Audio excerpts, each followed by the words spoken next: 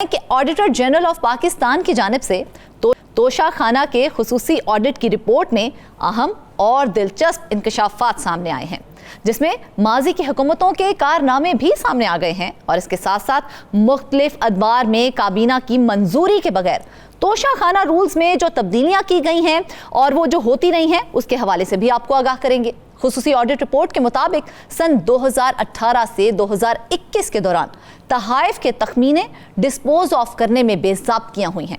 इस अरसे के दौरान इख्तियारात के बगैर 4 करोड़ 25 लाख रुपए के तहाइफ डिस्पोज ऑफ होने का इंकशाफ भी हुआ है। इस खबर के अंदर की मजीद खबर क्या है, जानते हैं नुमाइंदी रियाजुल हक से। जी रियाज, सबसे पहले तो ये बताएं क्या नरमी की गई थी वज़ीर आज़म के लिए उन कवानीन में? जी, ये ज़रा एक स्पेशल ऑडिट हुआ था और मज़े की बात यह है कि इस ऑडिट में मुख्तलिफ़ जगहों पे ये भी कहा गया है कि इस ऑडिट का जो है दोबारा एक और ऑडिट भी होगा और उसकी तफसीलात बाद में शेयर की जाएंगी। उसकी वजह यह है कि बहुत सी जगहों पे इन्होंने डेटा मांगा, तफसीलात मांगी तो इनसे शेयर नहीं की गई। ठीक है। अब आते हैं आपके सवाल की तरफ कि रूल्स जो है वो कहाँ कहाँ पे और किन किन सालों में किन किन चीज़ों के लिए रिलैक्स किए गए। तो सबसे पहले हम देखें कि 1973 में जो तोशाखाना के जो रूल्स थे ये बने और गालिबन भुट्टो साहब की हुकूमत थी जब ये सारे रूल्स बने और भुट्टो साहब जब इस पे साइन कर रहे थे फाइनली, तो उस दौरान उन्होंने लिखा कि ईमानदार लोगों ने तोशाखाना का बड़ा बेहतरीन इस्तेमाल किया, ईमानदाराना इस्तेमाल किया और जो गलत इस्तेमाल करने वाले थे उन्होंने उसको बेजा तौर पे लूटा। और उनके नोट में ये भी शामिल था कि 1956 के उस वक्त के वज़ीर आज़म के साथ जो वफ़द गया था चाइना, उन्होंने उनको बहुत ज़्यादा कीमती इनामात दिए। उन कीमती इनामात के साथ जब ये वफ़द वापस आया तो हांगकांग से वापसी पे आते हुए उन्होंने उन तमाम तोहफ़ों की कॉपीज़ वहाँ से ले ली, जो आप कॉपी कैट कह लें या उन ओरिजिनल चीज़ों के से जो सस्ते दामों चीज़ें मिलती थी वो साथ ले आए और तोशाखाना में वो सस्ती चीज़ें जमा करवा दी। ये जुल्फ़िकार अली भुट्टो साहब का नोट है जो इस ऑडिटर जनरल की रिपोर्ट में शुरू में मौजूद भी है।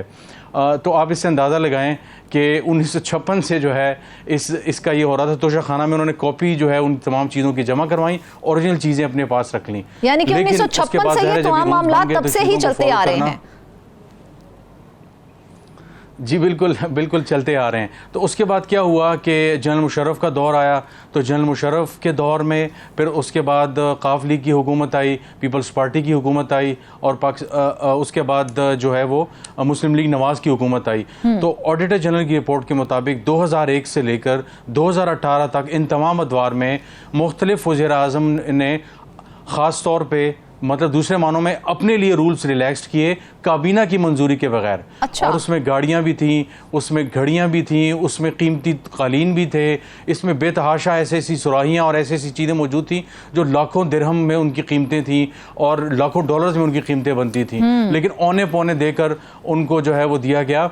और दिलचस्प बात यह है कि हैरानकुन तौर पर ये तमाम चीज़ें जब रूल रिलैक्स किए गए तो काबीना की मंजूरी के बगैर किए गए। एक दूसरा ये कि इसमें अपनी मर्ज़ी के मुताबिक जहाँ जहाँ इनको अपनी पसंद की चीज़ें थी वो उन्होंने अपने पास रख लीं और रिकॉर्ड भी जो है मुरतब नहीं किया।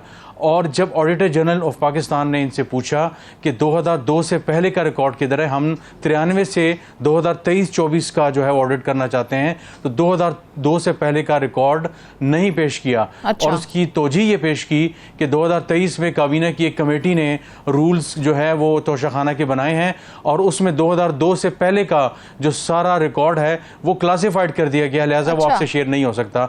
हालांकि ऑडिटर जनरल ऑफ पाकिस्तान से किसी किस्म का रिकॉर्ड जो है वो क्लासिफाइड नहीं होता। क्या ऐसा कोई रूल मौजूद था कि काबीना की मंजूरी के बगैर जो है आप वहां से कुछ भी आप उसको चेंजेस कर सकते हैं? बिल्कुल किसी तौर पे ये रूल मौजूद नहीं था कि आप काबीना से की मंजूरी के बगैर और स्पेशली मुस्तफ़ा एम्पेक्स केस में तो ये चीज़ बड़ी क्लियर हो गई। उसमें जो है सुप्रीम कोर्ट ने ये क्लियर कर दिया कि जो फेडरल गवर्नमेंट है वो बेसिकली फेडरल कैबिनेट होगी।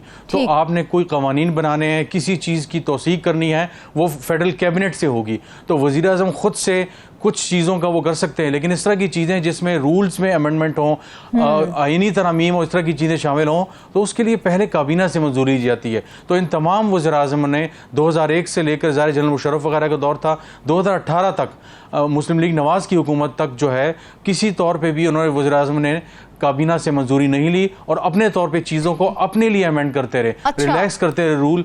और हमने देखा माजी में कि तो इतना लंबा अरसा, रियाज इतना लंबा 2001 से 2018 किसी ने भी इस पे सवाल नहीं उठाया आज दिन तक? सवाल उठा, इन चीज़ों को इस तरह खुफिया रखा जाता है कि काबीना डिवीज़न जाके देखें तो हमने देखा कि पीडीएम की जब हुकूमत थी तो हमने देखा कि इस वक्त जो इंफॉर्मेशन मिनिस्टर हैं अता तारड़ साहब, उन्होंने बाकायदा तौर पे पहली बार दिखाया हमें कि तोशाखाना अंदर से कैसे होता है। उसको बहुत बड़ा पुराने ज़माने का जो ताला था वो उसको लगाया होता है उन्होंने, और बड़ा जो है वो उसको बंद किया होता है। तो जाहिर है उसको बड़ा खुफिया भी रखा जाता है। लेकिन मसला ये है कि जो रूल रिलैक्स करते हैं वज़ीर-ए-आज़म, तो अपने लिए जब उन्होंने रूल रिलैक्स किए तो पूछने वाला कौन होगा? ये बात बाहर आएगी तो पूछी जाएगी। तो 2023 में उन्होंने रूल्स दोबारा से बनाए, और दिलचस्प बात यह है कि जो असल वारदात थी वो 2000 मजीद जो वारदात थी, यानी जिसे हम कहें वो 93 से 2002 के दरमियान थी, जहाँ पे तमाम दुनिया के ममालिक के जो सफ़र किए गए वफूद के साथ वज़ीर-ए-आज़म गए, पूरे के पूरे तोशाखाना के तोहफे जो थे वो अपने घरों में ले गए। चाहे वो सोने के हार थे, चाहे वो बड़े जो है वो गिफ्ट थे, चाहे वो जितनी भी जो है ना कालीन थे, कीमती कालीन थे, या इस तरह की बहुत सी जो है वो शो पीसेस थे। तो क्या उन तहाइफ का जिक्र करना भी मुनासिब समझा गया कि तोशाखाना में कम से कम ये बताया जाए कि ये तहाइफ मिले हैं, या बस डायरेक्ट अपने घरों में चले गए थे?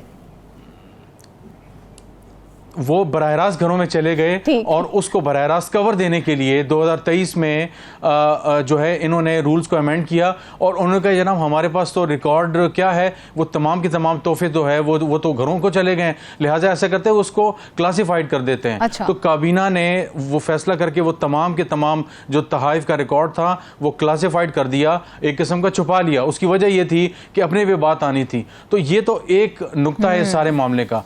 फिर उनसे पूछा गया कि आप ये बताएं कि जब ये रूल्स रिलैक्स किए गए, सारा मामला किया गया, तो आपने काबीना डिवीजन ने इन तमाम चीज़ों का रिकॉर्ड तो रखा होगा। यानी चले रूल रिलैक्स किए, चीज़ें चली गई, आप 2093 से 2000 जो है वो 2 तक का रिकॉर्ड नहीं दे सकते, लेकिन 2002 से ऑनवर्ड जब ये रूल रिलैक्स किए गए, सारे मामलात हुए, आपके पास रिकॉर्ड तो मौजूद होगा। बिल्कुल, वो तो ग्लास आया, सुराही आई, कालीन आया, वो कौन सा वज़ीर-ए-आज़म? जी बिल्कुल, उसका तो तयन होना चाहिए ना कि आखिर क्या चीजें आई हैं, कम से कम इसका तो हिसाब होना चाहिए। लिया कितने में, औने पौने दामों लिया, या कुछ दिया भी कि नहीं दिया, वो तो एक अलग चीज है। तो उसका जो रिकॉर्ड था वो बिल्कुल किसी तौर पे मुरतब नहीं किया। काबीना डिवीज़न में ऑडिटर जनरल की रिपोर्ट के मुताबिक ये तमाम चीज़ें ना सामने लाई जा सकी हैं, ना रसीदें दी जा सकी हैं, और ना ये बताया गया है कि आपने कहा कि जी 553 जो तोहफे थे वो हमने मुख्तलिफ जगहों पे रख दिए हैं, सरकारी इमारतों में रख दिए हैं। कहाँ पे रखे हैं आपने, किस जगह पे रखे हैं? प्राइम मिनिस्टर ऑफिस में रखे हैं, प्राइम मिनिस्टर सेक्रेटेरिएट में रखे हैं, प्रेसिडेंट ऑफिस में रखे हैं, कैबिनेट डिवीज़न में, फॉरेन ऑफिस में, कहाँ पे रखे हैं? उसका रिकॉर्ड मौजूद नहीं है। फिर उसके बाद सबसे जो बड़ी बात है, इनका ये कहना है कि 22 करोड़ के करीब जो है वो रकम हमने 2002 से लेकर 2000 जो है वो 22-23 तक जो तोहफे थे बेचे, तो 22 करोड़ की रकम बनती है।